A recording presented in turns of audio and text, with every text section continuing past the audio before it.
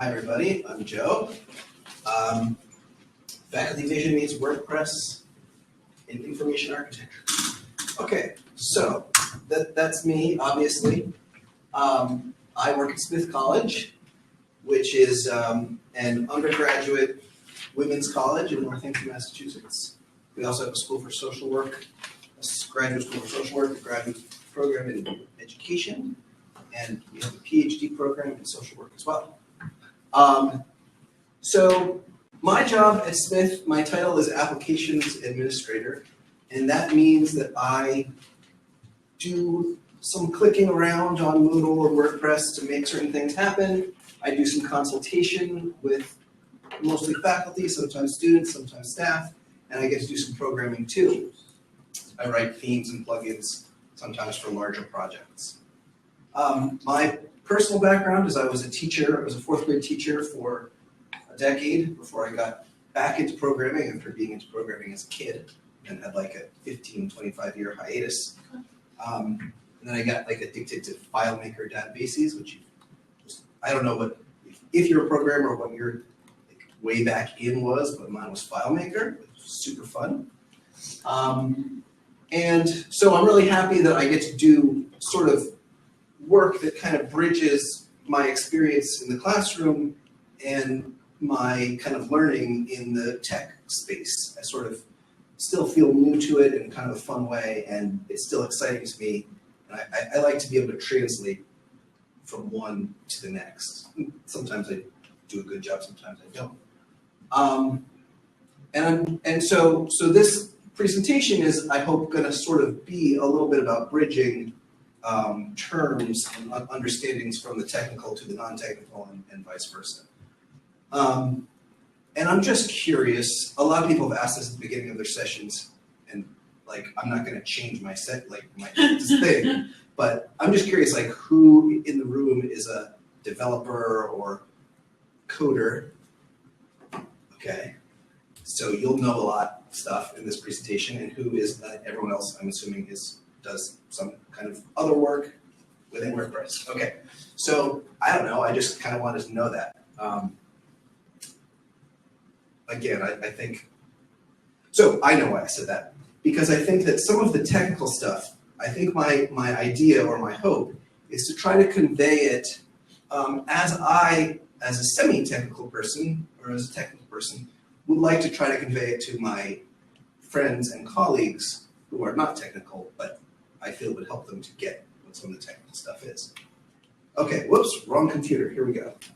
All right, so I'm gonna cover this. Talk about the problems as I see them or have experienced them. Talk about what information architecture kind of sort of is. It's a pretty loose term.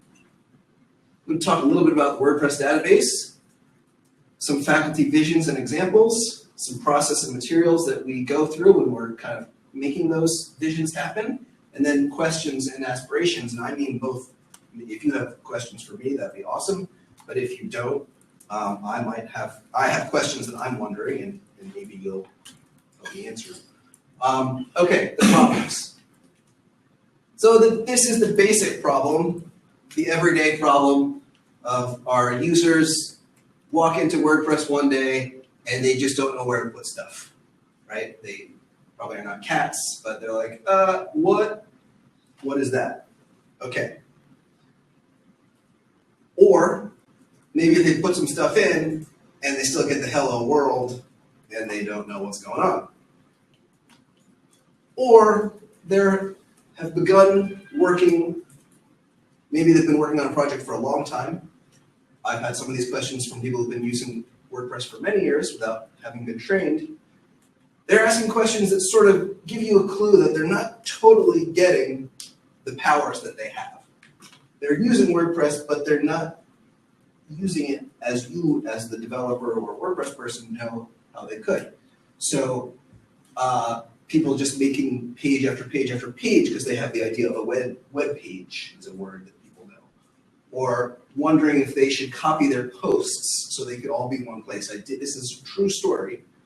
I came across a site, a person who wanted to update, and it's not their fault. They thought that to get all their posts on one page, they should copy and paste the posts onto a page. So that's probably like an outlier, but I think these all point to some sort of people not totally knowing what WordPress is all about. Thinking you have to make a menu item for all the categories, etc. You get my point. Things where there are people not totally grasping what the powers of the content management system are. Thinking you have to make a gallery again. So, whoops, I keep doing that. So, and in general, is there anyone that can, like, knows what that is? Yeah, so you're maybe a student of German, or maybe you speak German, or maybe you just like read. I have no idea what this is, but I learned from someone else that this is a washing machine. So it's not scary, right? It's just wash your clothes. But to me, it looks very scary. It's like, what is that device? I'm scared of that. I don't want to touch that. I want to blow up the whole world. So I like to think of this when users who I'm working with are working in any content management system, Moodle or WordPress being the ones that I deal with. I like to try to empathize by remembering what that looks like to me. And then we sort of have like, isn't it basically self-explanatory? Sometimes I know that like you can see all the labels there, what's so hard? So why is it that people are not grasping it? It's not that people are not intelligent, they have PhDs. They are clearly intelligent people. Why is it that they're not totally getting how to use WordPress? So part of the answer that I'm going to articulate, this book is known colloquially as the polar bear book, as many O'Reilly books that become in the canon of O'Reilly books used to be like certain books really stuck on, and so this is the polar bear book. There's the butterfly JavaScript book. So this book kind of is its fourth edition, and it's an overview of the field of information architecture that kind of grew up over the last 20 years with the web. And a big idea that they talk about is that for most of our history, the information we have interacted with has existed in a one-to-one relationship with the artifacts that contain it. So the example that they use in the book is like, you used to have a record, that was your instance of the song, and it was on a physical object, and it went in the record sleeve, and that went in your record collection. There's only one place where your record, your copy of Eye of the Tiger was ever going to be. And then as we got the internet, everything starts to multiply and duplicate, and all of a sudden, okay, now you have your song like on your iPod and on your computer, but you have to physically sync them. Okay, so that's sort of like a physical thing. And now we have Spotify, and it's just, our song is totally divorced from its physical container. So, but we still like physical containers for our content. And the primary metaphor that we have in our minds for knowledge being put in something is a book. So this person says, that's a book. I have a mental model of that, and I can keep it in mind as I begin to draft my content. So if you're going to sit down and write a book, you sort of know what you're going for. So this is like a little story of a person conceiving of their book. Maybe they're going to write about animals. They just thinking about the entire body of the world's animals, and their book is sort of a foggy notion. And they're thinking, okay, well, maybe what I'll do is I'll have chapters by the kind of animal, and I'll distribute my animals by their genus or whatever into the right chapters. Pretty obvious, right? Or maybe I'm going to write a different book, an entirely different book, another physical book, save as on my Word document about the way animals get around, in which case the animals will be distributed differently across my physical chapters. And even if we are, because people are going to say, well, you don't just write a book just start to finish, it's a drafty process, right? And it is, but you're still drafting, you're still making some changes and some adjustments based on, you have this final physical sequential thing in mind. So, and it used to be that composing for the internet was the same, right? We called them web pages because they were .html files. Like my homepage, .html. Or, bob.com/myhome.html, bob.com myfavoritebands.html. They were single pages, and you would sit down with a text editor and you'd write some HTML, and it would come out as a page. It's exactly like writing a book, except that you had some links to like, you could gratuitously sprinkle links everywhere. But otherwise, it's pretty much like a book. Now, if we're going to explain to someone, okay, you're going to write a book, okay, now you're going to write a web page, just write the book. But now, when we're working with content management systems, we're working with this other final thing, right? And so most people recognize that thing as standing for a database. I don't remember when I learned that that was the symbol for database, but I'm pretty sure most people don't know that. And I'm sure there's a good reason, but this guy's like, is that a stack of industrial strength checkers?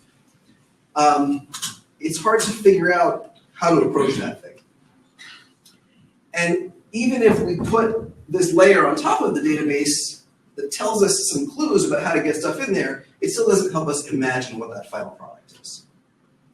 So, and then if we try to go too quickly to a technical explanation, that can fall flat. So here I am saying, just think of it as a database. It's easy. Just think of that your entities are animals and they have attributes, and you're just going to list them, and then you can query the entities by things that are in common, and it's just a website, you're done. That doesn't really work for people that are used to thinking about books. Okay, so now some more details from the field of information architecture that we're going to then use to talk about how we talk with faculty. So information architecture is the creation of a structure for a website, app, or other products that allows users to understand where they are and where the information they want is in relation to their current position. So where is still a thing. We could say, well, is it really where? But for our uses and purposes, it is. This is just from an Adobe explanation, and it's a pretty general one. You'll find probably 10 or 20 different definitions that are similar to that. So it's helping us figure out, and in our case, we're thinking about information architecture not just for the people visiting the website, but we're really talking preemptively, like, how can we get the people who we're helping to build websites think about websites? And it's focused on making environments findable and understandable. So knowing what is there, as well as being able to find stuff. Okay, so now we're going to go through some terms that are going to be useful to us later. IA term soup. Okay, so information needs. I like these. I think these are very useful. So when we arrive at a website, we're there for a reason, right? Like when you get to Google, it's pretty obvious why you're there. You're going to type something in. But in information architecture, they've sort of outlined three, really four, but I like these three, sort of modes that you're in when you're trying to find something. You might be in known item seeking. You're just wondering, you have an answer. Like, what's the largest city in the world? You might be exploratory seeking. You have a general question. It's pretty limited. You don't want everything there is to know on that website. What might I do that would be interesting to me when I visit Shanghai? Or you might be wanting to do exhaustive research where you're not really so much looking for a certain detail yet. You just want to see the schema. You want to know what's there. You want to know what is available to me on this website before I go crazy trying to find stuff. So, and this is again sort of borrowed from the Polar Bear book. Another big idea is multiple classification, which is familiar to most people with our experience with books.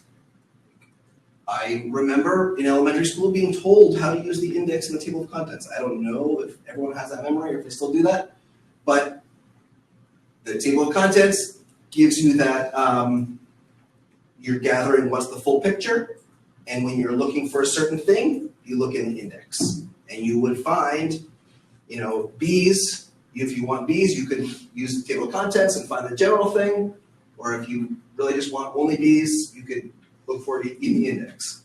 So that works for people, and many people have said that a nice metaphor for websites is that, or for WordPress rather, is categories are contents and tags are index. That often works. Doesn't always work.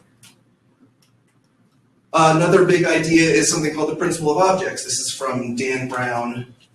I think, isn't Dan Brown the famous book guy, the paintings, that mystery. It's not the same one, obviously. I mean, it could be. I don't think it is. In fact, I know it's not. He's written this PDF that pops up everywhere in the information architecture land about these 9 principles or 12 principles. I can't remember how many principles, to be honest. But one of them is the principle of objects. Content is a living, breathing thing with a life cycle of behaviors and attributes. And they're using the word object on purpose. It's the same object that the programmers know and love. A thing, like a model of a thing that can be repeated over and over again, but it has different instances of that thing have different attributes. So a row in a spreadsheet is a nice metaphor for an object, as is like, a diagram of a car that gets mass produced with different colored doors and paint stuff. And there's more in this quote that is about like how programming objects have methods, ways that they can change, ways that they can't, what you have to do to change the object. It's the same idea that if we think of our content as objects, we want to, just like you want to give a programmer with your class, you want to give them a function to change the variable, the member variable of this object. You want to give your users a clear single way to change an attribute of one of their objects. So you have a database of cats, there's only one way to change the value of the fur color. And finally, to beat a dead horse, when people are composing for a book, we're mostly arranging. We have the physical object in mind, and we're like, I'll put the ants here, and the iguanas there.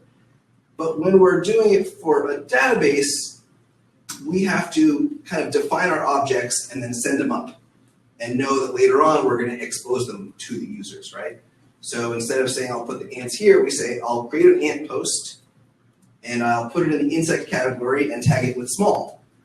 And then later on the front of my site, I'll make sure I pull out all my data so that people can find the ants.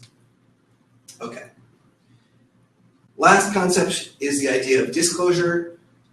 This is the tip of the iceberg thing where you don't want your users to see everything. You don't want them to see the whole website.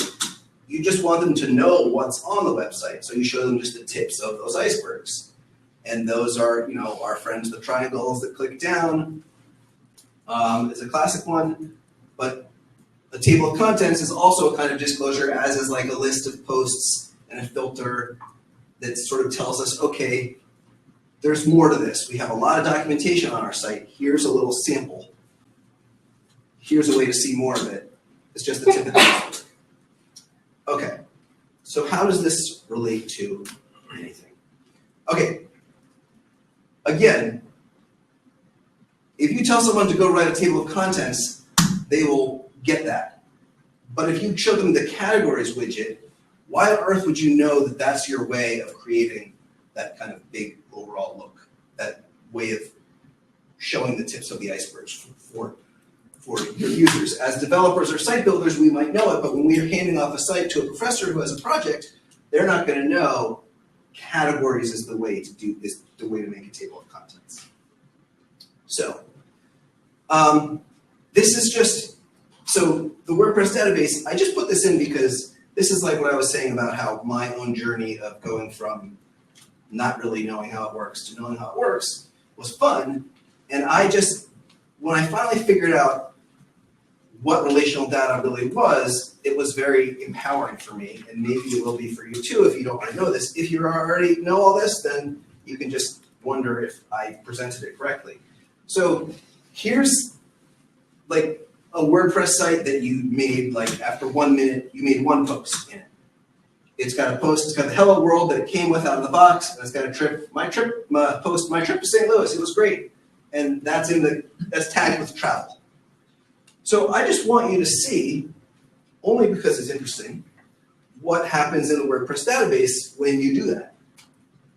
So first of all, it's true, even when we have all kinds of relational content, custom post types, a million different things, ACF, whatever, as much CMS complicatedness you want to get into your site, at the end of the day, unless you have custom tables, most everything is a post. So these are all rows simplified, where I cut out most of the fields from the WP posts table.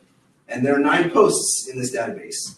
There's number 8 is my trip to St. Louis. Number 6 is the welcome page. Number 9 is a revision of my trip to St. Louis. You know how you can go back in time? It's just going back and getting those old posts. So that's cool.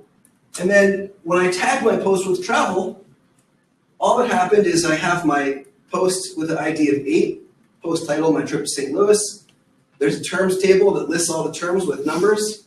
It said, okay, the term travel has an ID of 3.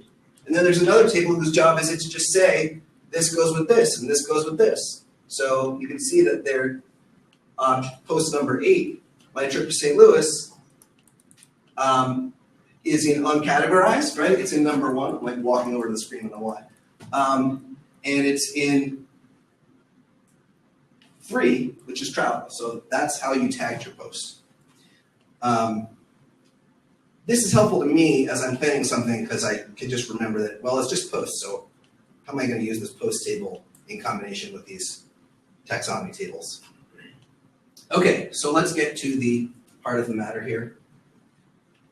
So I kind of have all this stuff up in my head, and then we're sitting down with a professor who wants to do some kind of project with their class, and they have more of this in mind. Maybe they have like an idea of a pop-up window, and that's what they're really attached to. Or maybe they have an idea of comments. Usually they don't have the whole picture. They just have like 1 or 2 or 3 features that are salient to them they want to be able to do.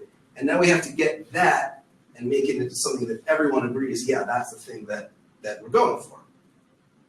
So what I've done is kind of like chunked out these typical scenarios. I'm sure that they'll be familiar to you, and I'm matching them up with some more IA-oriented language. So the first one that's most like a blog that's not a blog is like an actual publication. So this is a publication that we have at Smith College.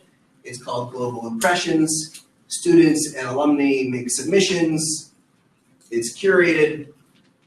We publish posts. They're just posts. It's not that complicated in the WordPress department.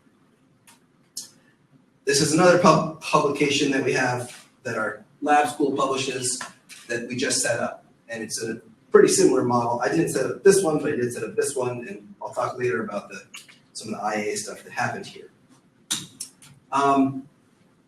The next idea is the idea of an exhibit, where there's this sort of an assignment that an instructor wants everyone to do.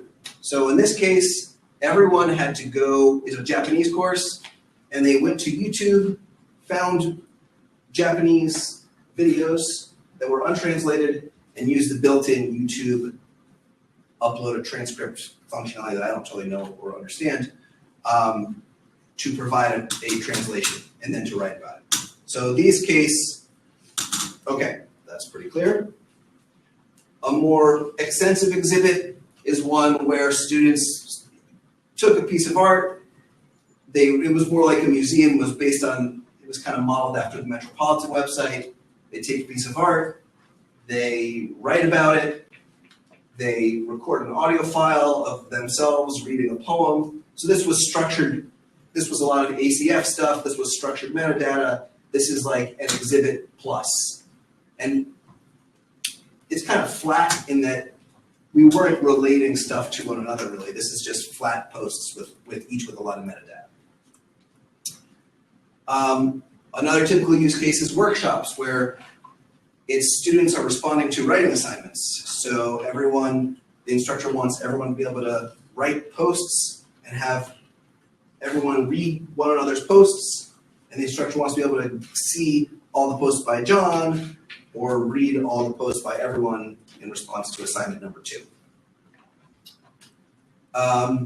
We have some more in-depth collaborative work where it's like everyone's working on creating one massive project. In this case, it's a pretty cool project where they are writing like where a book is like what Dickens wrote, where it's like a new thing each week. Serialized. Serialized. It's a collaborative, serialized historical fiction about occupied France in World War II. It's in French, so I didn't understand most of it. This one, they made a mural, and everybody made these hot spots with another plugin and wrote about different aspects of this mural. We have another architecture that we use a lot, which is literally a book. In this case, it is a book. It's not really a book, but I was at the Pressbooks thing, and we were talking that Ned was talking about what makes a book a book.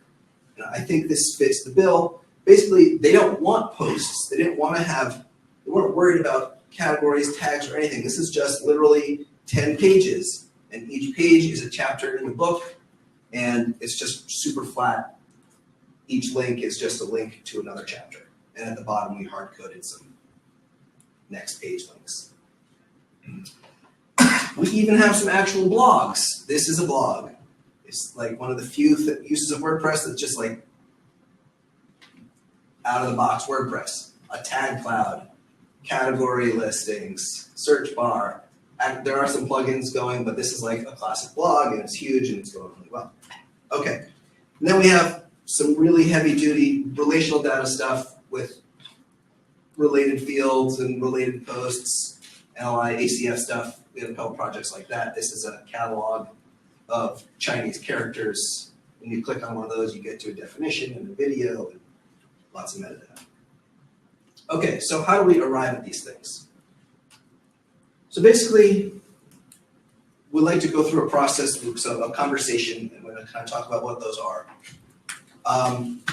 And I like to keep these, like I have sheets, but usually they happen more organically. And these are sort of like the questions that I ask, or we ask, when we're planning a project with a professor. So what's the overall vision or goal of the project? Why is it happening on the web and not on paper? And that's worth people thinking about, because sometimes it's like, so you don't want anyone else to see anyone else's posts. You don't want, like sometimes people realize, actually, I should just have people write papers. But usually there's a desire to share. There's a reason why they want it on the web. There's collaboration, or there's sharing. Articulate the information needs of the end audience. So what will people be looking for or thinking when they visit the site? What do you want them to find quickly? This is getting back at those information needs and helping a person articulate, okay, what do we prioritize and what's we going to bring forward first? Identify the objects. What's the repeating stuff? I find with most academic projects, there's like one or two things.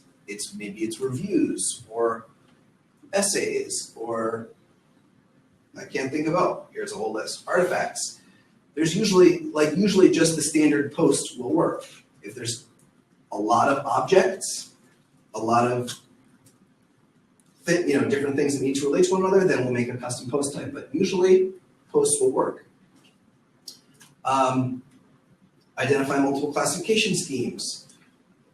How do we want to group things? Right. What we want to avoid is people just randomly throwing in tags or randomly throwing in categories. So we like to decide, okay, are we going to decide on categories and let people go crazy with tagging? Usually we like to establish what those categories are so that we can start to form that mental model for everyone before they start writing. This is another way to get at the same idea of categories. If this were a book, what might be listed in bold headings? Would it be an index? That's basically getting at, should there be tags? And then we can kind of offer these kind of starter kits that are totally like wireframes, unstyled, just to get away, because people are usually stuck on like colors, like the last, as I'm sure you've experienced, can we make the heading red? You're like, that's easy. Like, don't worry, you can do that. Let's talk about the hard part. So anyway, so kind of choosing, okay, is it just a book? This is like the bare bones architecture of what a book is. Is it a workshop where we've got two ways to find the same content? Is it an exhibit? Kind of similar. The sort of salient features of the book are that I like to use 2015 or a child or fork of it. It's got the little nice menu the main menu in 2015 comes with that beautiful animated disclosure triangle, and I just always find that to be incredibly helpful. When I say whatever image things you like, I mean oftentimes a person wants to do a book. They are looking for a way to do like better than a book. It's on the internet. I want to have videos and pictures. So it's a matter of choosing like what is the certain thing they want to do with images. Often they want to have a light box, or so we choose a plugin for that, or they want to be able to put in videos. But basically, it's a very simple architecture.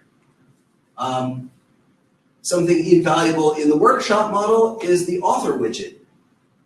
People don't, I don't know if you've experienced this, but in my experience, people don't know about the author archives that you can go to, like /author/John and see all the posts that John wrote.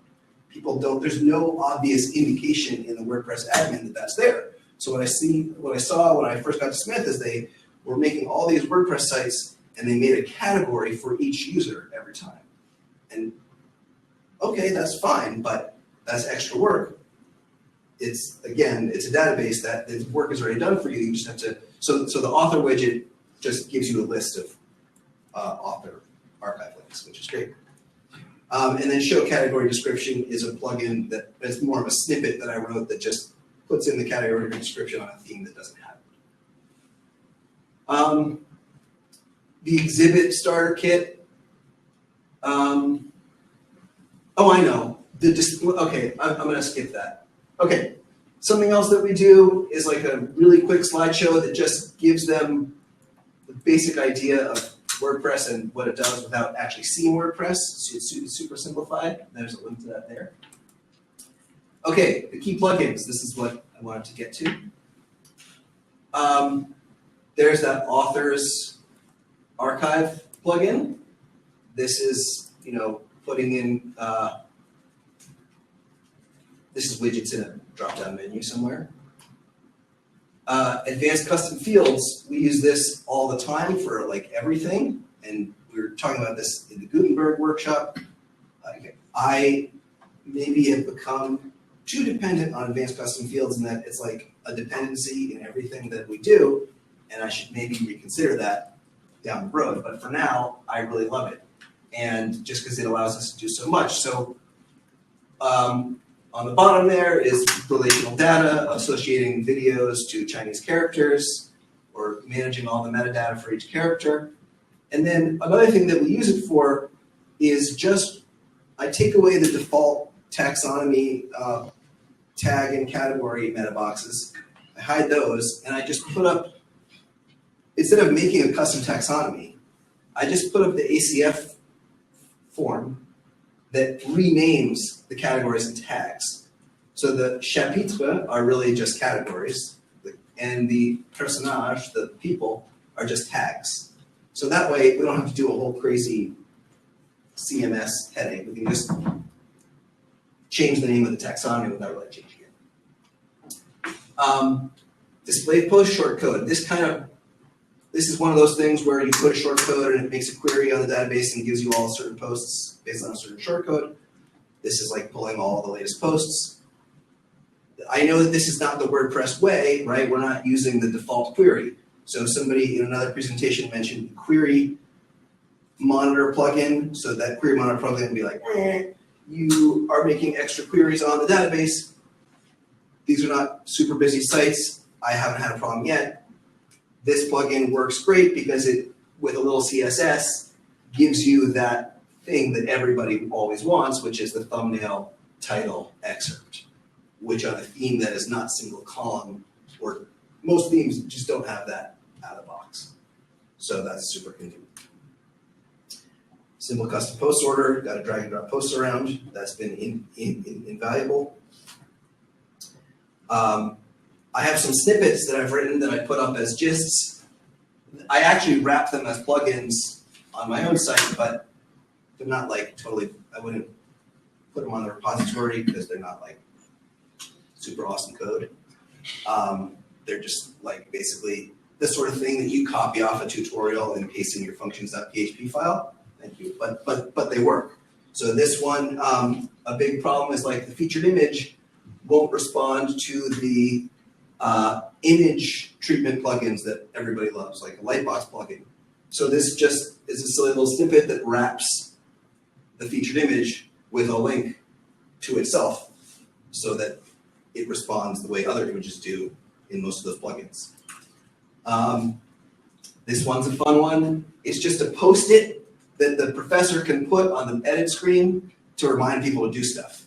So in this case, it's saying, don't forget to put the character and the chapter taxonomy terms. And they can edit that in options. It requires ACF, so it's a good thing to use as a snippet or wrap it as a plugin. Category grid is another little snippet like that. This depends on another plugin called term images. There's a theme that everyone loves called Spun. It's the one that displays each post thumbnail as a circle and a beautiful little grid. And what everybody always wanted was, can those be the categories? Because those are just posts. So the two solutions I've had for this are either to make a post for each category and then redirect the post using the safe redirect manager to the category archive. That's sort of annoying. Or I made this plugin that gives you a little grid of categories so that you can just view that. So basically, what I decided it boils down to, I know, because people want to be able to do their own customization, and I don't blame them. So I say be bossy with IA and relaxed about style. So let people go for it with the colors and the customizer, most of the customizer stuff. People love to do a little bit of custom CSS. Professors and students love to learn that you can go in and find out what an element is called and then style it. It's very empowering. And questions and aspirations are basically, when Gutenberg comes, what are we gonna do before? I mean, I know there's a Gutenpocalypse talk happening right now, but my question is, with this IA stuff, I've been so interested in advanced custom fields using, how are we gonna translate that into Gutenberg? Are we gonna be writing a bunch of Gutenberg blocks that write to meta? What's the process gonna be? I just haven't thought it through yet. How do we give people ownership, right? Should we be, right now, like, we don't do DIY post meta. We hide the custom fields config for most users, because when they make fields and they don't show up, they don't know what's going on. So I know there's ways to allow people to make their own post meta and have it show up. I've tried a couple different ways. I haven't found a good one yet, and I'm kind of wondering if other people have been down that route. And I sometimes wonder if we should just make an index, like make it easier to just list out all the tags in some way that's not a tag cloud, because tag clouds are kind of 2002 or something. So that's basically it. If there's anybody that has questions or thoughts or answers to my questions, I'd love to hear them. I'll throw one out. I use advanced custom fields a lot, and it does come with a shortcode for displaying post meta. Yes. It's a little not terribly reliable. Yeah. I think it's like ACF-field. Yeah, you put that in your template. Field equals, you can actually put it in content. Yeah. And so if they've added something else to the custom field set that is not displayed by the template, I tell them, okay, you need to write down, whatever you named that, and then you can use the shortcode to put it in your content somewhere. And it puts it with like a heading and does it do it with all the field types? I believe it works with all field types, Cool. but it doesn't automatically do a heading, it just spits out the value. Right, just raw text. Well, if it's a repeater or something, I think it will LI. do its thing. Yeah. But well, that's interesting. so ACF comes with that built in, but it's not terribly intuitive to use unless you have some sort of way to remind your users, hey, this is how you do it if you've added something that the template doesn't support natively. And can you call out a certain field, like in the shortcode? Yeah. Cool. See, I'm glad for questions at the end. Yeah, it's like the field, and you give it an ID, and it equals the name of the computer-friendly name of the field that you created in ACF. Okay. Awesome. We have 5 minutes. Is there other Anybody else? Well, thanks everybody. How about I just race through it, but I kind of did. Yeah. Tweet me or email me. Thank you. Thank you very much.